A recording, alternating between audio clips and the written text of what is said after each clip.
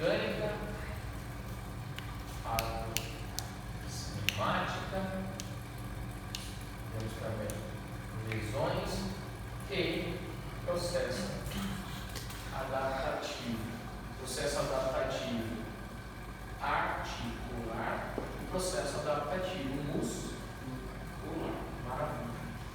Nós vimos até agora de tudo isso. Primeiro, temos grupamentos musculares específicos, movimentos específicos, movimentos acessórios. Primeira coisa que a gente viu, a primeira coisa que nós vimos foi a articulação do ombro, que foi a primeira temática do ano para a cinesiologia. Do ombro nós vimos as angulações, correto? Vocês lembram? 180, 180, 360, aquela coisa toda. As angulações, nós vimos também os movimentos acessórios. Além de movimentos acessórios, nós vimos também os ligamentos. A função desses ligamentos, lembra? O glenomeral tem uma banda superior, uma banda inferior, uma tal, um limita tal. Então, os limites, está dizendo?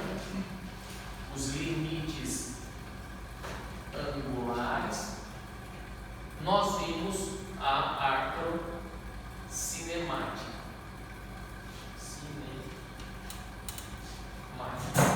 Aí quando nós começamos a ver a artrocinemática, ficou mais interessante, porque aí a gente ficou associando a artrocinemática com lesões, alterações da artrocinemática com lesões. E aí nós entramos em músculo. Primeira coisa que nós vimos das lesões foi síndrome do impacto glenohumeral. Ok? Foi. Depois de síndrome do impacto glenohumeral, nós vimos tendinites. Então, síndrome do impacto e tendinite. Nós veremos hoje o famoso GIRD, que é a disfunção glenohumeral em rotação interna. Certo? Então, estes são os principais problemas ortopédicos do ombro. Em primeiro lugar, eu tenho esse, em segundo lugar, eu tenho esse, em terceiro lugar, eu tenho esse. Quando a gente viu isso e isso, nós vimos quais músculos que estavam associados ao impacto e à tendinite. Nós vimos, refresca a memória, o supraespinal. Nós vimos quem mais? O infra.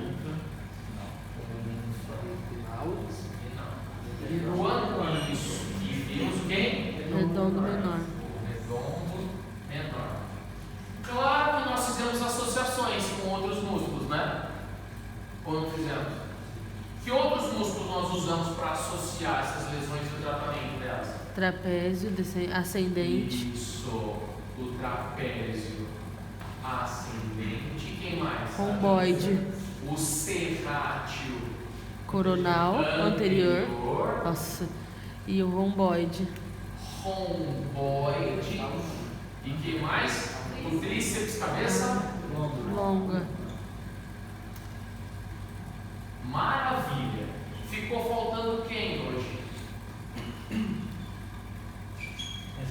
Não, é subescapular. Subescapular. O redondo maior, ok? Então, subescapular e redondo maior entra onde? No terceiro fator, na terceira patologia, que é o GIRD, a disfunção glenohumeral em rotação interna. Mas primeiro eu vou fazer as brincadeiras, um joguinho lá de origem, inserção e ação para cada um, para depois a gente entrar na disfunção glenohumeral de rotação interna. Então, vamos lá. Professora, a gente corrigiu as questões?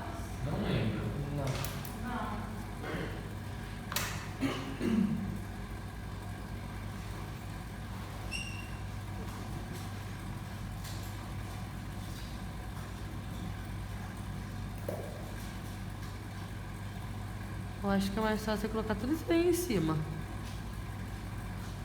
Não vai caber, né? Mas É, por isso mesmo que eu tô falando. vamos corrigir depois, só para não perder o negócio, e aí a gente vai. Bom, beleza. Primeiro músculo nós vamos ver o subescapular. Olha o nome. O subescapular tem origem onde? Onde que ele se encontra? O subescapular se encontra em uma superfície posterior da escápula ou uma superfície anterior da escápula? Anterior. É. Anterior. Tá vendo como vocês respondem? Porque por último, eu falei isso na aula passada. Ah, então na próxima vez você inverte. Não, você falou posterior, por último. Eu falei anterior. Você falou anterior ou posterior? Eu falei posterior ou anterior? Não, eu falei posterior e anterior. E o que vocês responderam? Ah, Anterior, porque tá eu bom. falei anterior por Tá último. errado? Não, tá certo. Ah, então tá bom. Então tá bom, achei que tava errado. Moral da história. Onde sai o subescapular? Escápula. Da escápula. Vai, você tá certo. Onde ele se Onde sai o insere. subescapular? Na escápula. Mas qual área da escápula? Dá uma olhada. Da espinha? Não. O tamanho Não. do subescapular. Olha o leque de músculo que você tem ali, vai da espinha. Só da espinha.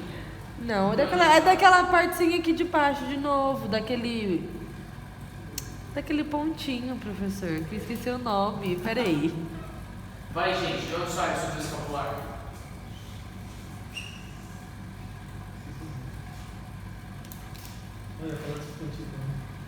Ai.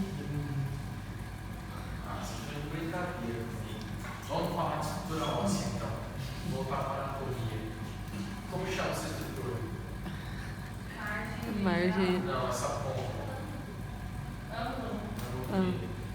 Isso, e esse aqui. Ângulo inferior. E essa estrutura aqui. Margem medial. E essa aqui. Margem lateral. Tá. E essa estrutura aqui em cima. É a raiz, não é? Não, é o. Fossa. Tem que lembrar. Ah. Fossa supra o quê? Isso daí é uma fossa. Essa é a espinha, não é? É. Ah, tá. Quem saía da fossa supra? Ai, professor. O supra, não é? O músculo supra. Se essa fossa é supra, qual fossa é de baixo? Infra. Né? Só que essa fossa é infra quando vista de trás, posteriormente. Começou. Hoje vem até de regata, hein? Ó. Legal.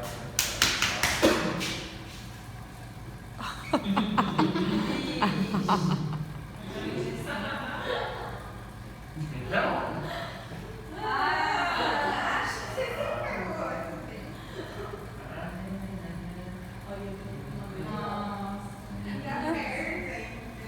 Com o Tainan ele desenhou com caneta colorida. Você vai ver na hora de tomar banho. até os ossos do carro, né?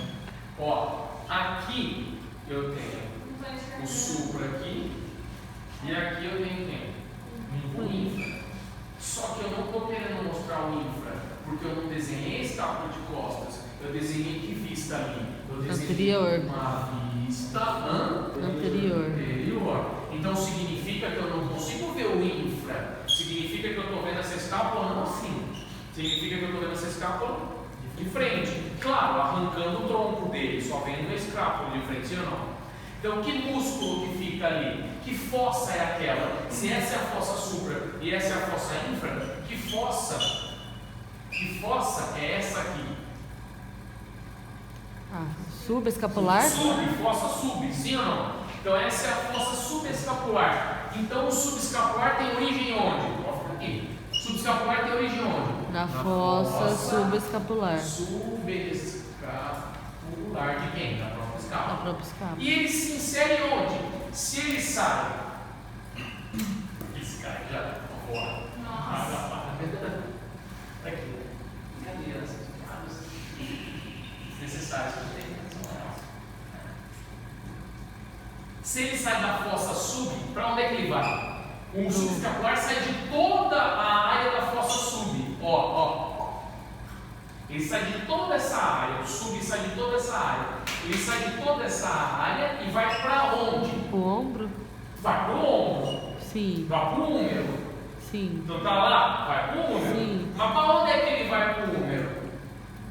Dá uma olhada. Aí, como chama? Ele vai para a parte posterior do húmero ou para a parte anterior do húmero? Ah, ela vai pra parte posterior. Por quê? Não foi pegadinha, não. Não, Ele vai não para a foi. parte o quê? Anterior. Então quer dizer, ele sai de toda essa área aqui de trás, né? Ó, daqui, e ele vai lá para frente no húmero. Sim ou não? Verdade, ela vai pra frente. Então veja, ele sai daqui da fossa sub. Dá um e passo, vem- Vinícius. Ele sai daqui da fossa sub e vem para onde? Para uma área de inserção aqui. Vocês lembram que eu tenho o tubérculo maior? E o tubérculo menor. Eu não vou fazer isso porque aqui vai ficar menor, mas assim, eu tenho o tubérculo maior e eu tenho o tubérculo menor. Onde se Era insere o isso. sub, então? No tubérculo menor. Era isso que eu queria falar. Menor. Certo?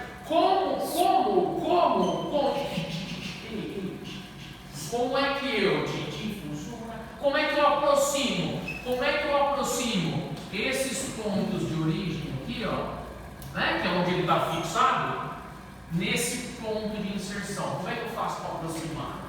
Obrigado. Como é que isso vale para você também? Você pode responder. Como é que eu faço para aproximar o ponto da escápula do ponto do húmero? Trazendo pra trás. Hã? Ué, veja, se eu jogar esse braço para abdução, ele vai aproximar? Não. Se eu jogar esse braço para abdução, vai aproximar? Não. Não. Se eu jogar esse braço para extensão, vai aproximar? Se eu jogar esse braço para flexão, vai aproximar? Hã? Não. Para flexão vai aproximar? Não. Não. Se eu jogar esse braço para rotação externa, ó, vai aproximar? Não, vai o quê? Afasta? Tá. Se eu jogar esse braço, Agora a pergunta de um milhão de reais.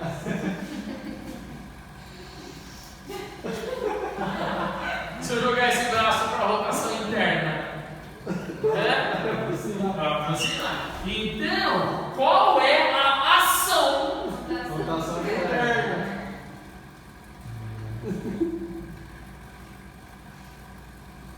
Rotação interna. Muito bem. Ok. Qual a relação desse músculo, por exemplo, com o giro? Guarda essa informação. O que será que tem a ver isso com a disfunção glenumeral de rotação interna? O que significa a disfunção glenumeral de rotação interna? O paciente ele é diferente das outras síndromes, por exemplo, do impacto glenumeral e da tendinite. É um paciente que não tem dor quando roda para fora, ele tem dor quando roda para onde?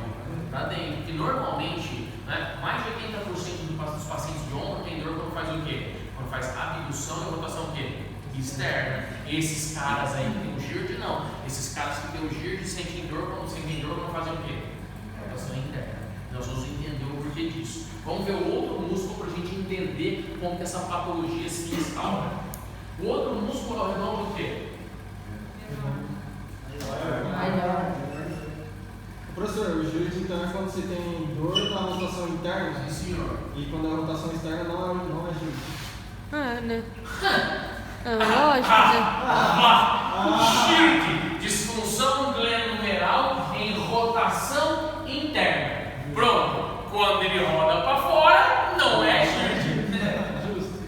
É justo. Não é justo. Na hora de interromper com essas perguntas que você faz, não é justo. Agora é justo. Vai, vamos lá.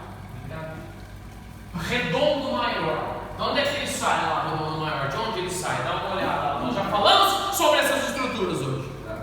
Um dia inteiro. Margem lateral. De onde ele sai lá? Margem lateral. Muito bem, da margem lateral. Mas de onde mais especificamente da margem lateral? Vocês lembram que na margem lateral saiu um músculo também, né? Quem que saía da margem lateral? Redondo menor. O redondo menor saía mais aqui, ó, daqui de 2/3, né? Ele saía daqui e daqui. Então, 1/3 e 2/3. De onde sai o redondo maior? Do ângulo e do terço inferior da margem lateral. Então, o redondo maior sai do terço inferior e ângulo da escápula, sim ou não? O redondo menor sai de 2/3 proximal. E o redondo maior sai do terço distal e ângulo. Então, origem do redondo maior. Origem do redondo maior. Terço distal e terço distal da margem o quê? Lateral e ângulo da escápula. Muito bem. Inserção. Para onde é que ele vai? Pelo amor de Deus, hein? Para onde é que ele vai? Tubérculo menor. Tubérculo menor também.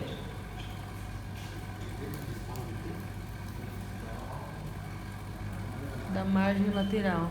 Pergunto: como é que eu faço para aproximar isso?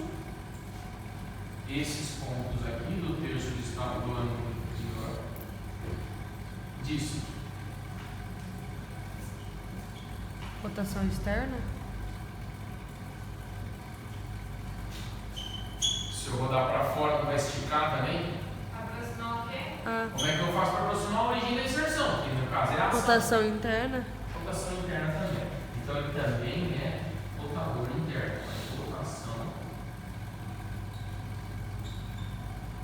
interna. Certo? O que tem a ver esses músculos com o giro? Vamos ao mecanismo de lesão desse giro, que é a disfunção glenohumeral de rotação interna. Alguma coisa acontece na... Estou na frente, né? Mas também de alguma maneira eu vou ficar na frente de alguém. Pode sentar. Você tá aqui. Ó, alguma coisa acontece no ombro dele, onde? Na glenohumeral, porque é uma disfunção glenohumeral de rotação interna. Alguma coisa na glenohumeral dele acontece que ele sente dor e limitação de movimento para dentro. Então vocês já sacaram, eu tenho dois músculos que fazem rotação interna. Esse tipo de alteração, de disfunção, ocorre principalmente em indivíduos que usam de movimentos overhead. Movimentos, então a causa do GIRD, a principal causa do GIRD são movimentos repetidos em overhead. O que é overhead? Acima da cabeça. O cara que faz movimento acima da cabeça, movimento rotacional acima da cabeça. Ou seja, o jogador de vôlei, o cara do basquete, o cara. O que ele faz? Nada. Ele não faz nada. Não faz nada. Já foi melhores. Já foi melhores. Melhores do mundo. E aí, movimentos overhead, acima da cabeça. Movimentos de alta repetição acima da cabeça. O que normalmente acontece? Acontece que esse cara ele tem um desequilíbrio. Um desequilíbrio de que maneira? Ele tem muita força concêntrica no movimento. Vocês lembram o que é concêntrico e excêntrico? Não, vocês não viram, porque é exatamente em cinesiologia que vocês vão ver isso. Tá? Então vamos ver conceitos de contração para entender o porquê que esse overhead leva ao GIRD. Pode ser? Aqui ou não? Então vamos ver tipos de contração, mas não é para a prova de agora, só para vocês entenderem. Eu tenho tipos de contração muscular. Eu tenho um tipo de contração muscular chamada de contração isotônica. Eu tenho um tipo de contração chamada de isométrica. E eu tenho um tipo de contração chamada de isosimétrica. Sim ou não? 3 tipos de contração. Esse primeiro tipo de contração aqui se divide. Vamos? Esse primeiro tipo de contração, que é isotônica, é dividido em isotônica concêntrica e isotônica excêntrica. Certo? Contração isotônica concêntrica e excêntrica. Vocês precisam entender o que é contração concêntrica e excêntrica para entender qual que é a falha do Girt, ok? Contração isotônica, por definição, contração isotônica, por definição, é uma contração em que eu contraio o músculo e promovo angulação, movimento angular, quer dizer, movimento. É uma contração que me gera movimento na articulação. Eu ganho ou diminuo o ângulo. Isso é uma contração isotônica. Uma contração isométrica, bom, para começar, iso é prefixo do quê? Articulação. O que significa isso? Articulação? Não, ISO. ISO significa mesmo. Não é assim? Tem o ISO 9001, ISO 9002, não é um controle de qualidade de empresa? Claro que é. Então, ISO significa mesmo. Mesmo, ISO é mesmo.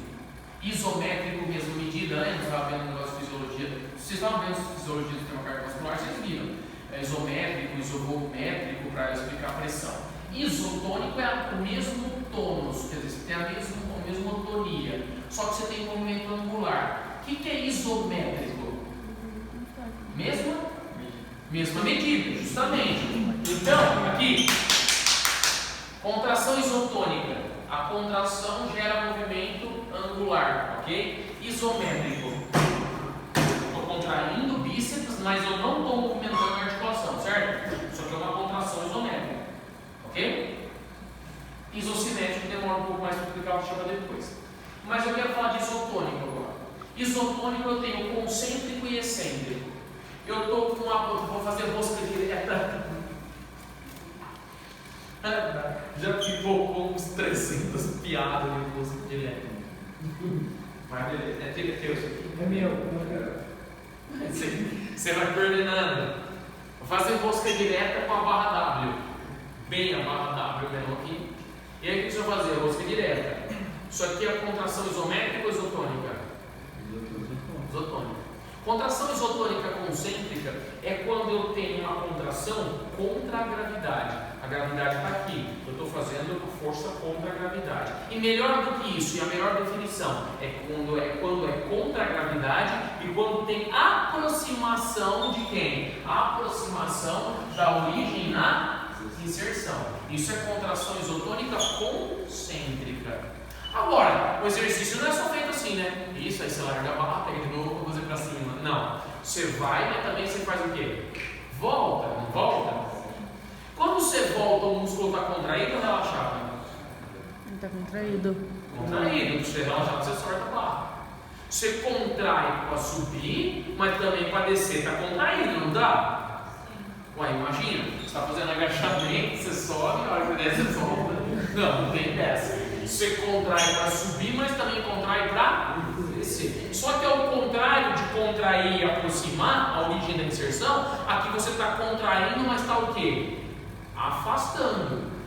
Ô professor, mas está contraindo, mas o músculo está afastando? E daí? Está tendo relação de actina com miosina. Só que o músculo está afastando. Eu estou frenando o movimento, eu estou freando o movimento, deu para entender? Eu estou contraindo, mas eu estou segurando o peso para evitar que ele caia. Está contraindo, o músculo está contraindo, tanto para subir quanto para o quê? Para descer. Só que para subir está aproximando a origem da inserção. Então é uma contração o quê? Concêntrica. Para descer está afastando a origem da inserção. Então é uma contração isotônica excêntrica, sim ou não? Isso significa que quando eu giro para a rotação interna, para quê, né? Pode ser assim, né? Quando eu giro para a rotação interna, vamos, por favor, certo? Vamos lá.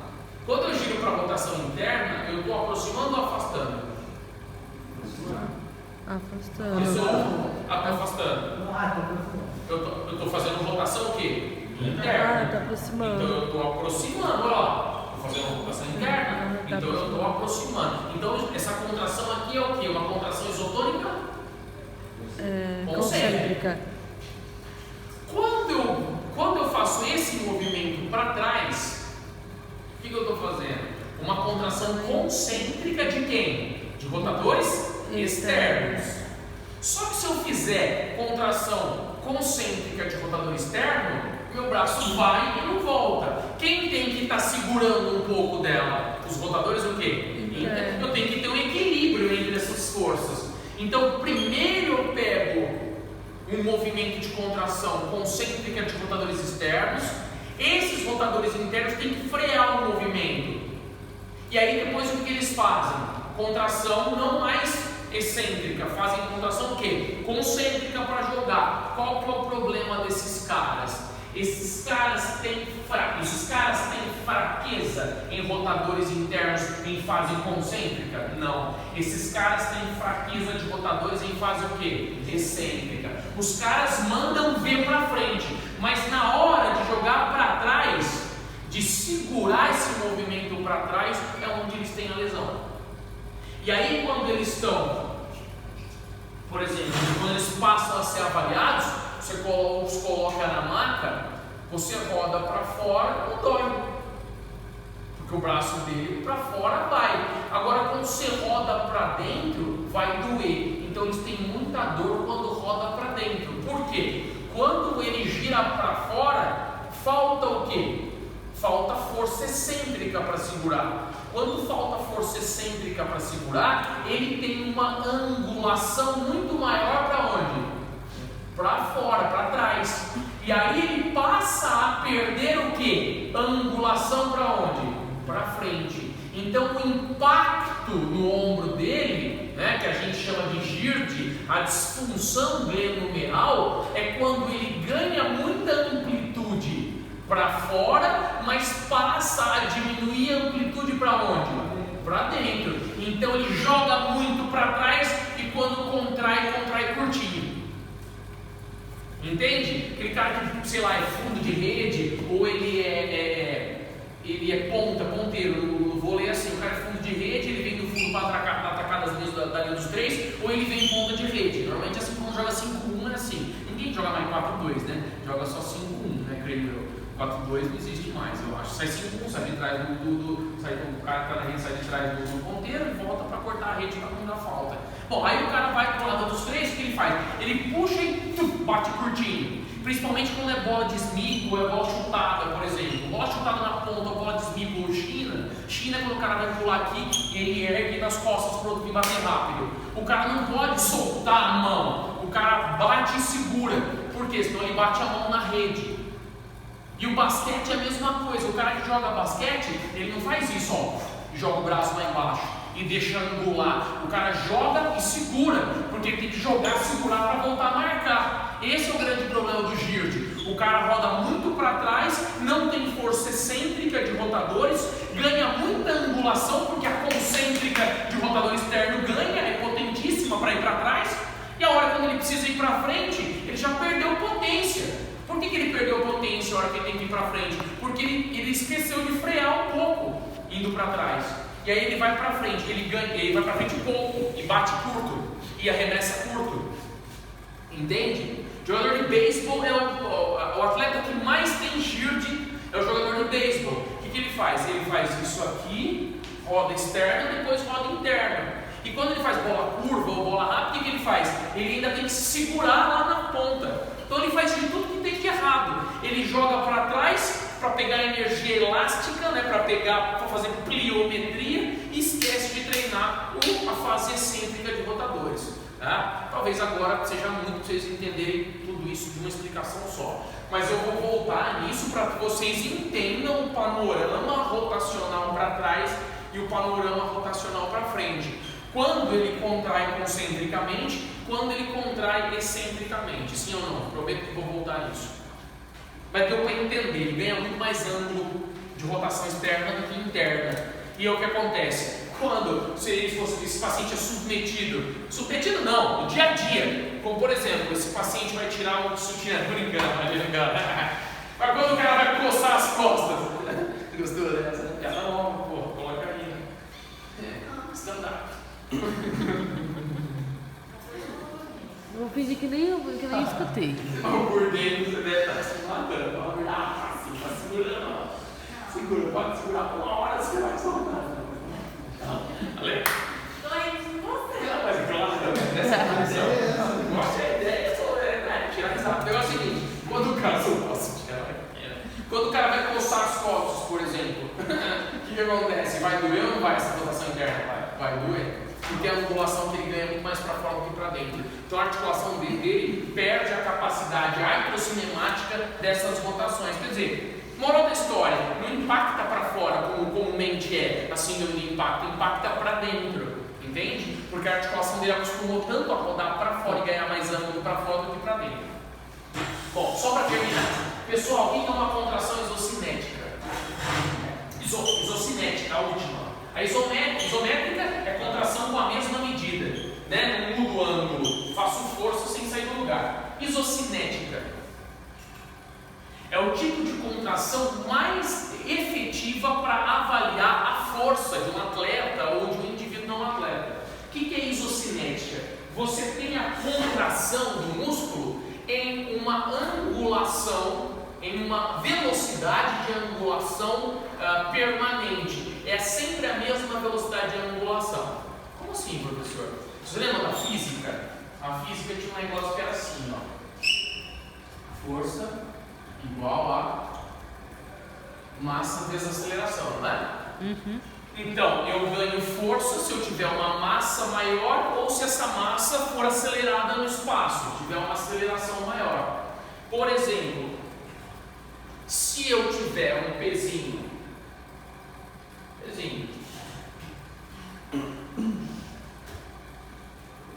vou jogar na parede, tem um pezinho de 1 quilo aqui mais ou menos. Se eu jogar esse 1 quilo devagar, a força vai ser o quê?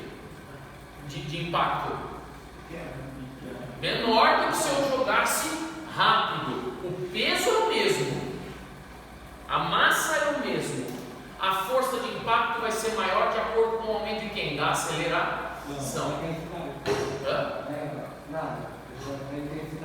Não, da aceleração do objeto. Significa o seguinte: se eu faço isso rápido e eu faço isso devagar, o rápido gera mais força do que o lento, mesmo tendo as mesmas fibras recrutadas, a mesma quantidade de fibras, sim ou não? Então, como é que eu vou avaliar, Everson? Você que é um atleta profissional, eu vou avaliar de maneira fidedignamente, eu vou avaliar essas fibras, a força que você tem nas fibras da perna. Eu não posso, por exemplo, fazer um teste de força manual. Por quê? Se eu fizer um teste de força manual, por exemplo, ó, estica. Força para esticar. Estica o joelho, vamos. Dobra agora. Estica o joelho, estica. O que acontece? Ele não tem a mesma velocidade. É impossível um ser humano manter a mesma velocidade, uma velocidade constante. A gente não é uma máquina. Você não consegue, e agora eu vou mover a 20 metros por segundo. Você não consegue, você não, mas uma máquina pode fazer para você. Que é o famoso dinamômetro isocinético. Você já fez, não fez dinamometria? Então você tem um equipamento chamado de dinamômetro isocinético. Tem uma empresa chamada de Cybex, que tem um equipamento chamado de Biodex, que é o equipamento mais famoso do mundo, que é o dinamômetro isocinético mais famoso do mundo. Em centro de treinamento de futebol, pré-temporada e tal, os caras fazem para avaliar a força. Você tem um módulo de membro inferior, um módulo de membro superior e um módulo de coluna. Módulo de membro inferior, o cara senta numa cadeira, tipo uma mesa romana de academia, cadeira extensora e flexora, coloca um braço mecânico na perna e o atleta é submetido. Vai, força mais, vai, estica, força. O que acontece? Por mais que você queira fazer, não importa, mesmo que eu pedir para você força máxima ou força mínima, tua perna vai movimentar uma angulação por minuto constante. Esse equipamento está atrelado num computador. Eu vou lá no computador e coloco 14 14 metros por segundo. O braço mecânico vai mover a quanto? 14 metros por segundo. Não importa se o guerreiro aqui faça a força máxima dele ou a força mínima dele, não importa. O braço mecânico vai mover a quanto? 14 metros por segundo. Isso significa que eu vou conseguir avaliar de uma maneira mais pura a força dele. Porque a força dele não vai variar de acordo com a velocidade, vai ser uma força pura. Deu para entender? Isso é uma contração isocinética. Isotônica, concêntrica, excêntrica, isométrica e agora isocinética. Entendeu por que você fez o teste? Os caras avaliarem realmente a sua força. E detalhe, eles vão avaliar em qual ângulo você tem mais força. Se você tem mais força em uma angulação mais baixa, mais intermediária ou mais alta. E aí eles vão começar a trabalhar com você as fases do chute, as fases do passe, de acordo com o grau de força que você tem ou que você não tem. Entendeu? Normalmente não é feita a isocimetria sozinha, é colocado eletrodos de eletromiografia para captar também a atividade elétrica do teu músculo com relação à amplitude, a frequência de disparo do teu músculo e a velocidade. Isso não é tema para agora, é tema talvez para uma pós-graduação no sentido, ou talvez uma conversa aí mais para frente, tá? Aí nós vamos voltar para continuar a falar de quem? Do Girt, contração de frenagem excêntrica e concêntrica. Muito obrigado pela atenção.